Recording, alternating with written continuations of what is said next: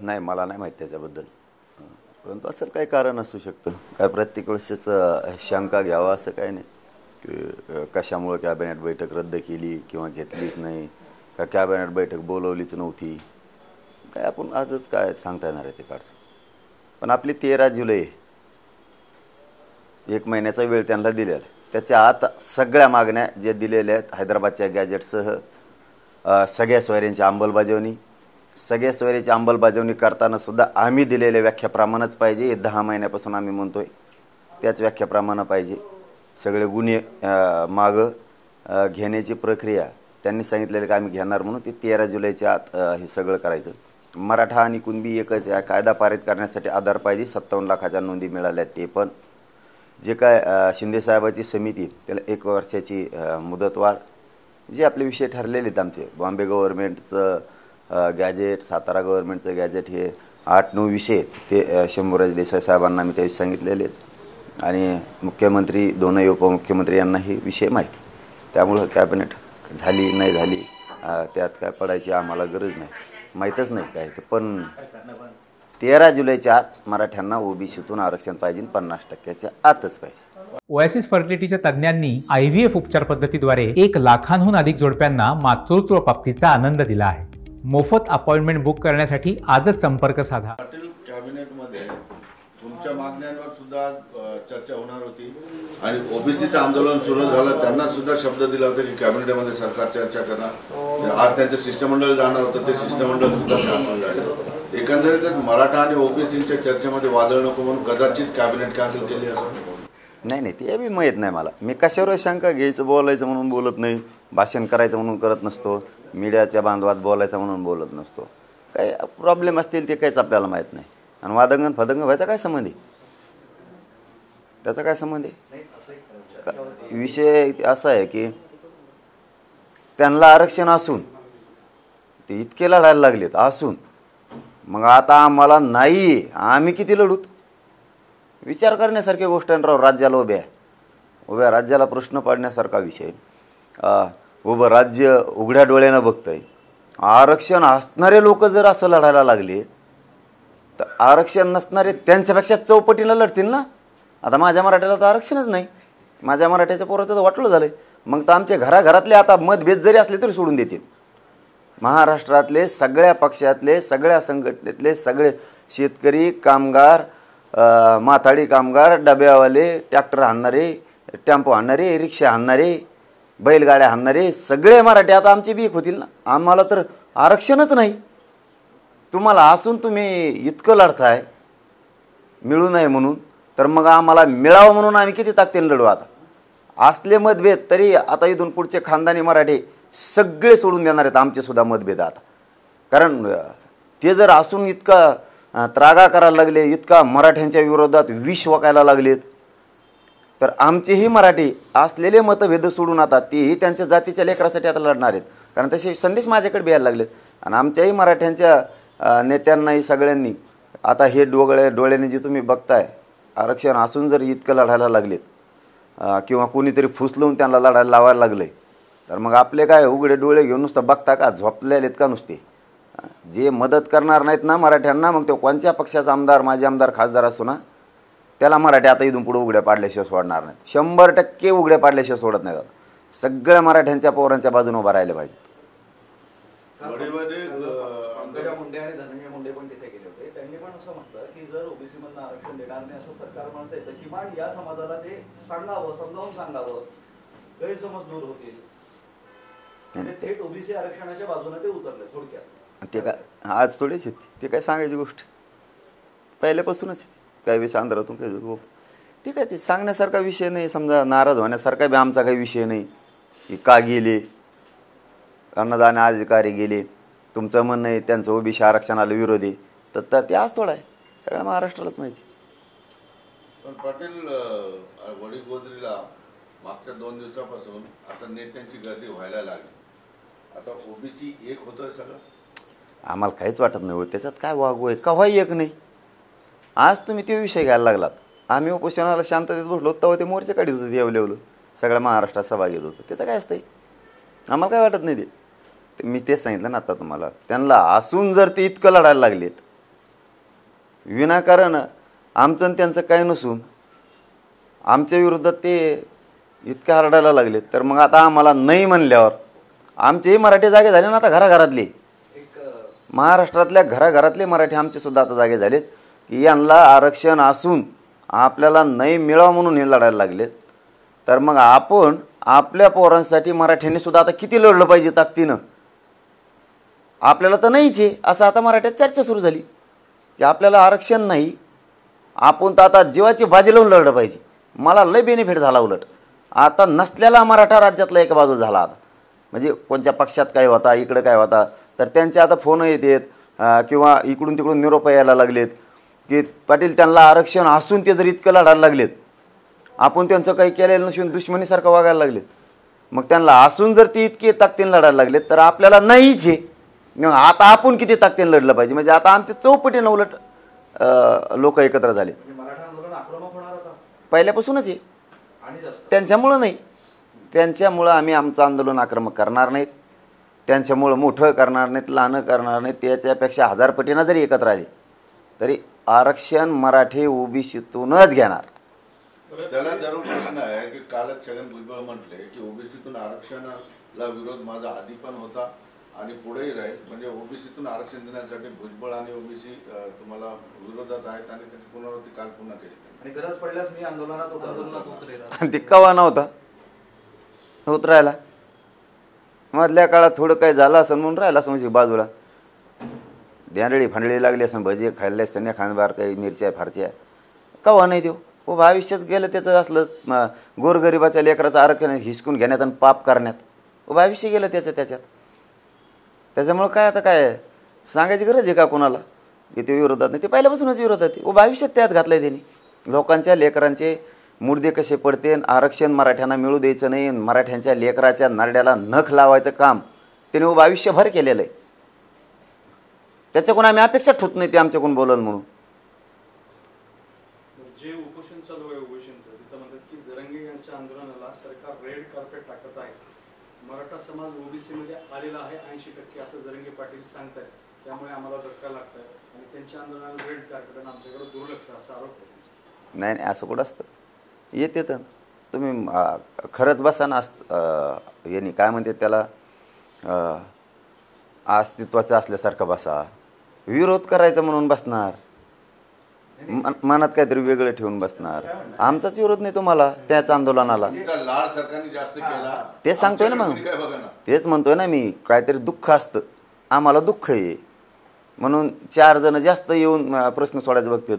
तुम्हाला आहे ना, समजा तुमच्या विहिरीत पाणी आहे तरी दुसऱ्याची विहिरीत मोटरी टाकून राहील तुम्ही. तुम्हाला आहे ना,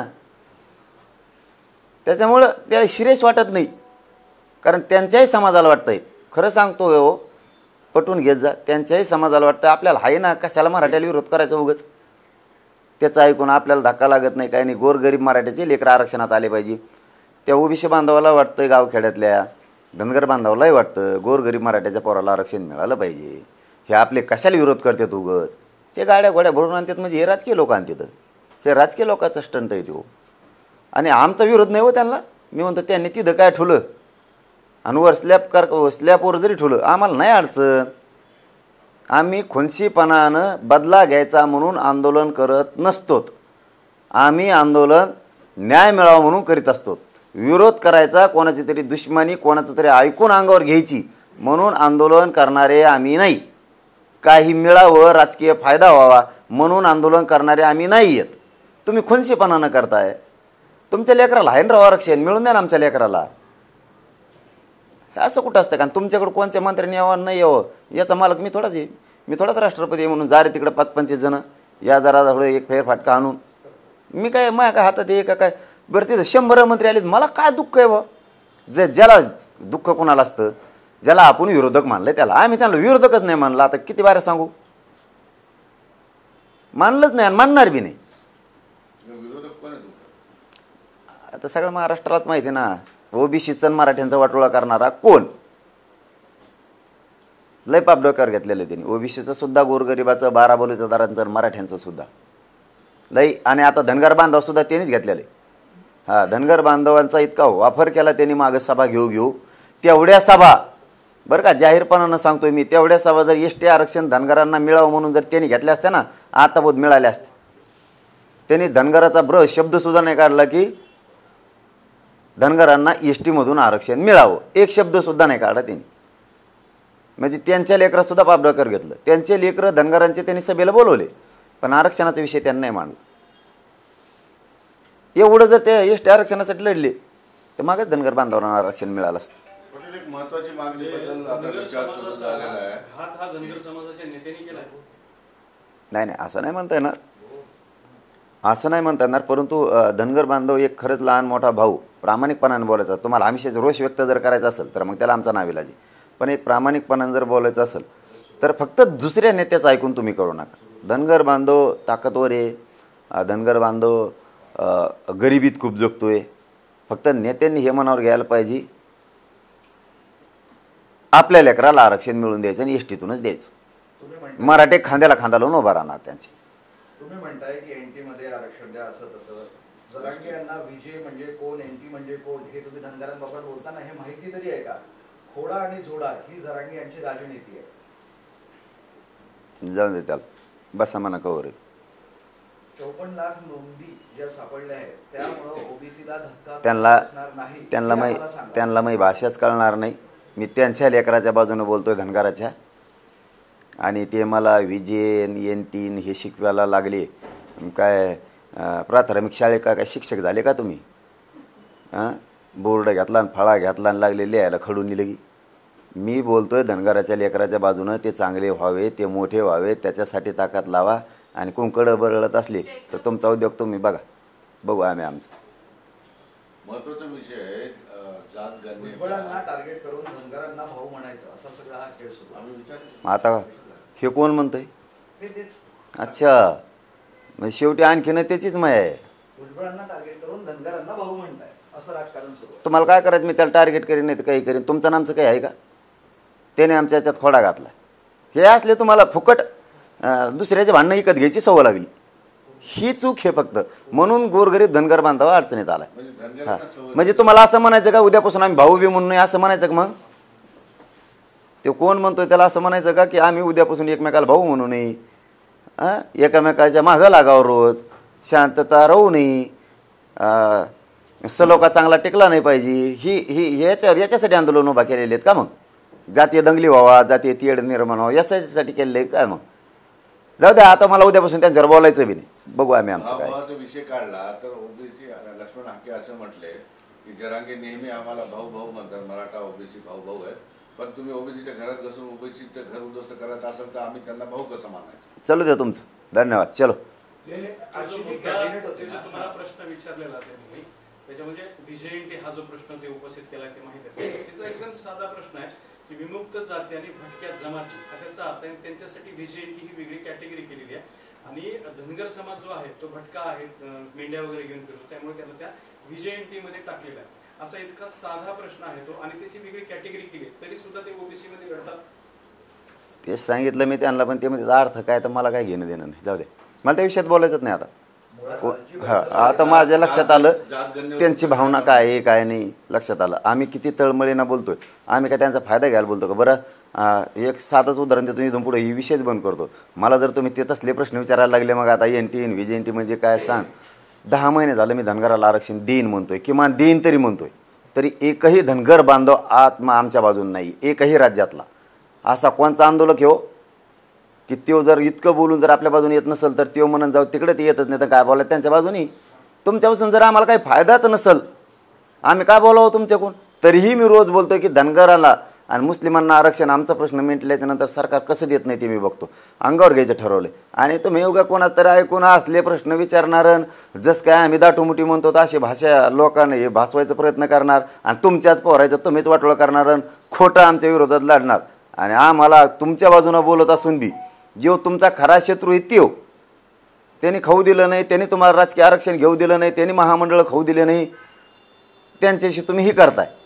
आणि इथं आम्ही तुमच्याकडून बोलतो, तुम्ही आम्हाला असं बोलताय. म्हणजे ते झालं ते बळच, ये आम्हाला चिटक तू, बळच चिटक तू, असं झालं आहे. आमच्या महामंडळातून तुम्ही फायली घेतात तरी आम्ही तुम्हाला काय म्हणत नाही. इतके आम्ही मोठ्या मानाचे लोक आहेत. सरळ सरळ आता हे आंदोलन आणि तुमचं आंदोलन ओबीसी विरुद्ध मराठा हा वाद आता खूप जास्त हॉट म्हणजे गरम व्हायला लागला. करायचं आहे त्यांना, वाद नाही फाद नाही, खेड्यापाड्यात काय नाही काय नाही. हे राजकीय लोक करायला लागले ते ओबीसीचे धनगर बांधवांचे आडून. त्यांना आरक्षण आहे, त्यांनी त्यांच्या एस टीसाठी लढावं, त्यांना त्यांच्या लेकराचं कल्याण होईल यांचं ऐकून लढायला जातात. काही होणार नाही, मी ओबीसीतून घेतल्याशिवाय थांबत नाही. बाकीचं मला इथून पुढं माहीत नाही. जातीनुसार गणनेचा विषय आता पुन्हा बंद पडला होता, पुन्हा वर येतोय. काल छगन भुजबळांनी सुद्धा जातगणना झाली तर सगळ्या गोष्टी क्लिअर होतील असं त्यांचं. ते असलं चुकरून आणतं व रोज संध्याकाळी काय लिहितं का काकानू, रोज सकाळी वेगळंच उकरून आणतं ते आणि यांच्या पुढं ठेवून देतं आणि ते तिकडं बसतं. रोज येतं आणि ह्या आमच्या गोरगरीब ओबीसी जनतेसमोर ठेवतं आहे आणि कुंकट जातं काय परत मिळायला लागत नाही त्याचा. परत 2-4 दिवसांनी एखादा प्रश्न उकरून आणतं, टाकून देतं, इकडं लगेच सुरू होतं. असले त्या ते असे उकंडे उकरास सवय लागली ते याच्यावनी, नुसतं उकांड्यात लोळाल्यासारखा खेळ आहे त्याचा. हां ते पण जातगणनेच्या बाजूने की विरोधात येतो करणार. तुला काय करायचं ते विरोधात नाही, मी बाजूनी नेतो आहे.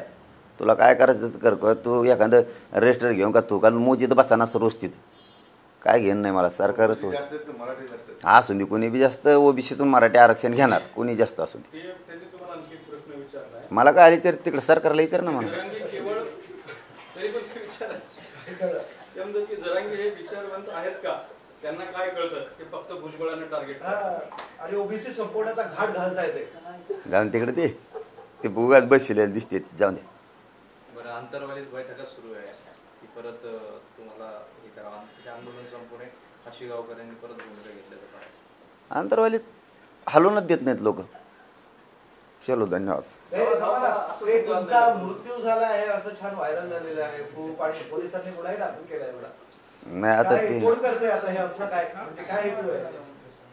ते आता काय असतं, काही सगळे चिंतक असते. त्याला काय, कोणी मला मारून टाकीन म्हणतंय, कोणी म्हणतंय त्याला गोळ्या घालीन, कोणी काय लिहितं आहे. मागं तर असं लिहिलं होतं, याला मारून टाकू, याला असं करू, काचा टॅस सापडून दी, कोणी काही सोशल मीडियावरती करत होतं. पण सरकार पोलीस मराठ्यांच्यासुद्धा विरोधात असल्यासारखा वागतो. त्यांच्या हातात असल्यामुळे ते लक्ष देत नाहीत ना अशा गोष्टीला. अशा गोष्टीला नाही, सरकारलाही वाटत असेल किंवा पोलिसांनाही वाटत असेल घातपात झाला पाहिजे.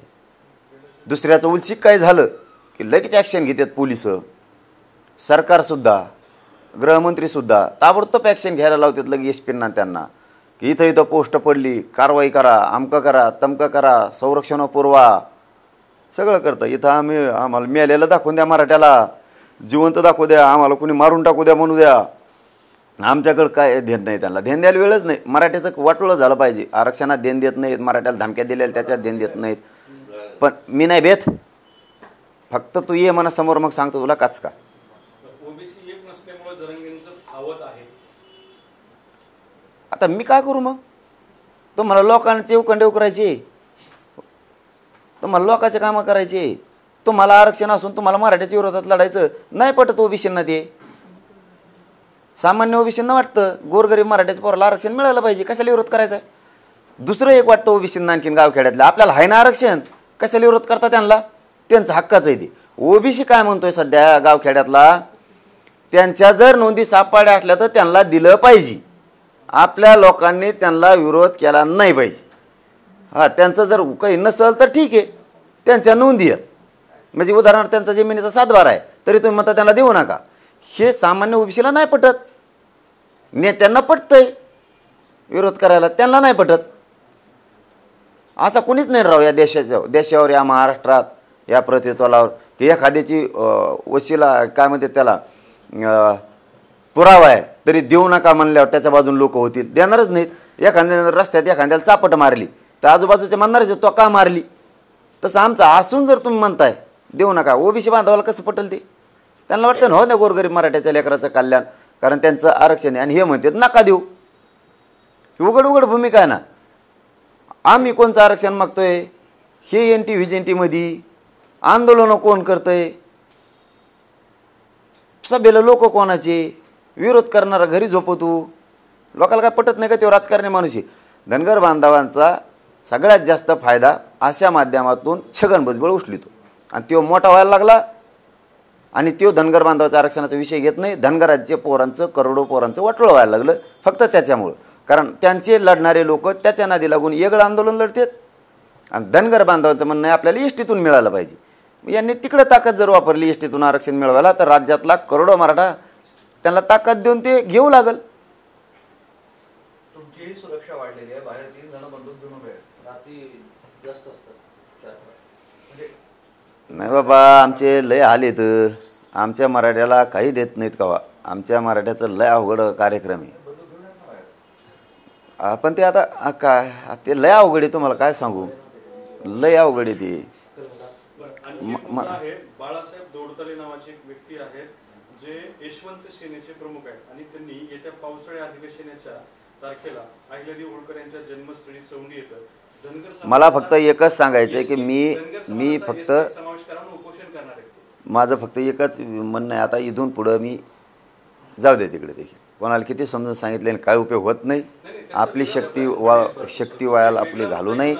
आपण आम्ही आमचे ठाम आहेत. असणारे आरक्षण असणारे जरी एवढ्या ताकदीने लढायला लागले तर मी सांगतो ना, त्याचंही देतो, तेही सांगतो. आणि मी का नाही म्हणतोय, पहिल्यापासूनच मी आता त्यांना पाठिंबा द्यायची काय गरज. मी म्हणतोय तर ते आले आमच्यासोबत का नाही आले काय, आमचा प्रश्न ज्वलंत संपल्याच्या नंतर धनगरांना मुस्लिमांना आरक्षण कसं देत नाही ते मी बघतोय. ह्या शब्दाचा अर्थ किती भयानक आहे. घेण्यादेण्याचं अंगावर घेणं काम आहे सरकार, तरी मी त्यांच्यासाठी घेतलंय. पण त्यांचं ते लक्षातच येत नाही. ते आम्हाला घेण्यादेण्याचं विरोधक मानतात मराठ्याला विनाकारण. आम्ही आमचं ओबीसीतून आरक्षण मिळवणार आहेत. त्यांना असून जर ते एवढं लढत असतील तर आम्हाला नाहीच आहे. आम्ही किती ताकदीने हा लढा लढतो आता पुढच्या काळात तुम्ही बघा. आणि सगळ्या पक्षातले मराठेसुद्धा सावध व्हा. नका लेकराच्या नाड्याला नखलव स्वतःच्या. व्हा सावध. मतभेद असतेच सोडून देत जा. एका बाजून उघड्या डोळ्याने बघा किती विरोध असून करतायत. तर आपल्याला तर लगेचच नाही आहे. आपल्या लेकराला काय फाश्या घ्यायला लावता का. शिक्षणात पोरं पुढं जायनात, नोकऱ्यात जायनात. पोरं सुशिक्षित बेकार करोड पडायला लागलेत. आपल्या बापाने कष्ट केलेत, काबड कष्ट. कुणी नोकऱ्या करतंय, कुणी व्यवसाय करतंय, पण मुलं शिकवतंय. कुणी शेतीत आहे, कुणी ऊस तोडीत आहे, कुणी हमाल्या करतंय, कुणी टेम्पो चालित आहे, कुणी ट्रॅक्टर चालित आहेत. हे पोरं मोठे झाले पाहिजेत. असून जर एवढे एक येतात तर आपण नसून किती ताकदीने नावलं पाहिजेत. जरा या मराठे सगळे भानावर मागं पुढं याच्या त्याचा राजकीय पेशा घेऊन पळणारे जरा सावध व्हा. जर तुम्ही आम्हाला आता साथ न दिलं ना, तुम्हाला राजकारणात आम्ही कुठंच साथ देणार नाहीत. विधानसभेला तर एकाला साथ देणार नाहीत आम्ही. मग भाजपचा मराठा असो, राष्ट्रवादीचा असो, काँग्रेसचा असो, शिवसेनेचा असो, कोणाचा असो. हे मराठे जर आता या आंदोलनात आमच्या पाठीशी नाही राहिले गोरगरीब मराठीच्या, तर विधानसभेला एकाही आमदाराला, माझ्या आमदाराला खासदार इथून पुढं मदती करणार नाहीत आमचेसुद्धा लोक. सगळे ताकदीनं मराठ्यांच्या आंदोलनाच्या पाठीशी उभा राहा. तुम्ही जर आमचं नाही ऐकलं ना, तुमचं दार तेच बंद करू आम्ही. मराठ्यांना ओबीसीतून आरक्षण मिळण्यासाठी सगळ्यांना ताकदीनं उभं राहायला पाहिजे, सगळ्या आमदारांना. कारण ओबीसी आमदार असला तरी ते बी मतदान घेतो आम्ही, करतो त्यांना. ते पडतील किंवा निवडून येतील त्याला आम्ही काय करावं. पण मतदान केलं ना आम्ही, तुम्ही पळालात पण आम्ही मतदान नाही केलं. तुम्हाला काही निवडून आलात तरी आम्ही मतदान करतो सगळ्या मराठ्यांनी. आणि इकडे दादा, इकडं पण लोक येतात ना, इकडं पण आमदार, माझे आमदार, मराठ्यांचे खासदार, माझे खासदार यायला लागलेत. समाज बघतोय ते येत आहेत, पत्र देत आहेत. समाज त्यांचं कौतुक करायला लागले. जरी टेबल वाजले असले त्यांनी या साईडच्या टायमाला,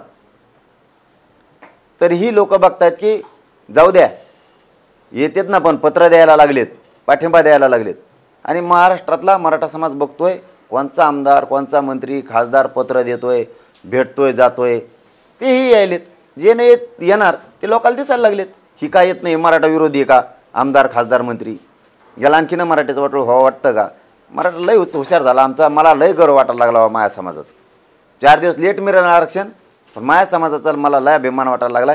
माझा समाज ताकदीने एकत्र आला, मतात रूपांतर केलं आणि एकजूट कायम ठेवली. आणि मराठ्यांना एक या प्रेसच्या माध्यमातून माझं खरंच आव्हान आहे, आपण हयात आहेत तोपर्यंत आपल्या समाजाची एकजूट अशीच राहू द्या.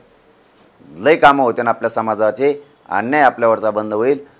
ज्या मागण्या आहेत आरक्षण संपल्याच्या नंतरही खूप संकट आहेत, ते तोडण्यासाठी सुद्धा आपल्याला काम आले. आणि एकजूट अशीच राहू द्या. गर्व वाटतं पण मला माझ्या समाजाचं गेलं लय ताकदीने एक झालं. अधिवेशनात सगळ्या पक्षातल्या मराठा आमदारांनी एकजूट अधिवेशन काळात दाखवायला पाहिजे. तिथं बोललं पाहिजे आणि मराठा आरक्षणावरून अधिवेशन गाजवलं पाहिजे? 100% का नाही गाजवलं पाहिजे? ज्याला हाईत ते इतके एवढे हानतेत, तर तुमच्या पोराला नाही आहे हे का मराठ्याच्या आमदाराला दिसत नाही का? तुमच्या मराठ्यांच्या पोराला नाही आहे. ज्याला हाई ते इतका त्रागा करायला लागलीत की जसं काय एखादं आभाळ कोसळलंय. तुमच्या लेकराला काहीच नाही आहे, ती आक्रोश करतंय, टावा फोडतंय, आग व्हायला लागली. त्याच्या आईबापाची पोरगं जर नाही नोकरीला लागलं तर आमदाराचंच काम आहे आवाज उठवणं, एकजुटीनं मराठ्यांना आरक्षण ओबीसीतून द्या म्हणणं. नसता पुढच्या वेळेस मराठा तुम्हाला दारात उभा राहू देणार नाही. लक्षात ठेवा माझा शब्द. तुम्हाला सगळ्याला आंदोलनासुद्धा आणि अधिवेशनातसुद्धा तुम्हाला उभा राहणार. तुम्ही कोण कोण पत्र घेऊन येत नाही येत त्याच्यावर सुद्धा लक्ष आहे मराठ्यांचं की कोण आला नाही. महाराष्ट्रातला आमदार, महाराष्ट्रातला कोणचा खासदार मुद्दाम याय नाही. आता तो भागला असेल आज मराठ्यांचं गरिबाचं मतदान घेऊन, तुला वाटत असेल मग 5 वर्ष भागलं. पण तू जर असा वागला ना, आता हे मुद्दाम म्हणून सांगतोय मी, आता निवडून आला मराठ्यांच्या जीवावर महाराष्ट्रभर आणि जर मराठ्यांच्या आरक्षणाच्या बाजूने येत नसेल, पत्र येऊन देणार नसेल, तुला वाटत असेल आता 5 वर्ष भागलं माया जीवावर आलो. पण पुढची व्याखणी मराठ्यांनी केली. मग ज्या खासदाराला असं वाटतं ना मराठ्याच्या तुझ्याचा प्रचार करणार आहेस ना, तो या जीवाचे काही असतात काळज आमदार केलं उभं राहिले ते पाडेच म्हणून समज मराठ्यांनी. तुमच्या बोलण्यात नाही कसं लक्षात आलं, तुम्ही सातत्याने म्हणताय मी धनगर बांधवांबद्दल आवाज उचलतोय पण तेच माझ्या पाठीशी नाही. मग काय यापुढे आता तुम्ही त्यांचा लढा लढणार नाही? मग लढणार ते यांना यावा म्हणून थोडंच म्हणतोय मी किती स्पष्ट बोलतो. ते यावात म्हणून नाही बोलत मी, असं गोड गोड त्यांचा गैरसमज होत असेल मग ते बोलायचं बंद करीन मी. गैरसमज होत असला तर मी खरं बोलतोय. अरे आमचा परिसर आणि परिसराच्या बाहेर आमचे संबंध असतील एकमेकाशी, आम्ही एकमेकाशी राहिलेलो आहेत, त्याच्यामुळे ती माया आहे. चला एक ना एक दिवस आपण एकमेकासाठी लढू, एक ना एक दिवस आपण एकमेकाच्या खांद्याला खांदा लावून धनगर बांधवांना मिळालं पाहिजे. त्यांच्या लेकराचं का चांगलं होऊ नये, त्यांनीच का डोंगरदऱ्यात हमेशा कष्ट करावं. त्यांचे लेकरं अधिकारी झाले, त्यांना राजकारणाच्या मागं पुढे सुद्धा पळणार नाही. धनगर बांधवाचं लेकरूच जर अधिकारी झाले ते कायला पळणार राजकारणाच्या मागं. पण त्याच्यासाठी त्याला ते हक्काचं त्याचं असणारं आरक्षण त्याला मिळवून द्यावं लागणार आहे. त्यासाठी आम्ही लढणारच. आमचा प्रश्न झाल्याच्या नंतर मी तर लढणारच. मग काय ते आले का नाही आले का, मग आज 50-55% समाज आमचेच मरणाचे आहेत आणि सगळ्या बाजूनं ताकदवर आहेत आम्ही. तसं काही नाही, सगळ्या बाजूनं पक्के आहेत आम्ही. कसं लढायची आमची तयारी, काही अडचण नाही. चलो धन्यवाद बॉस.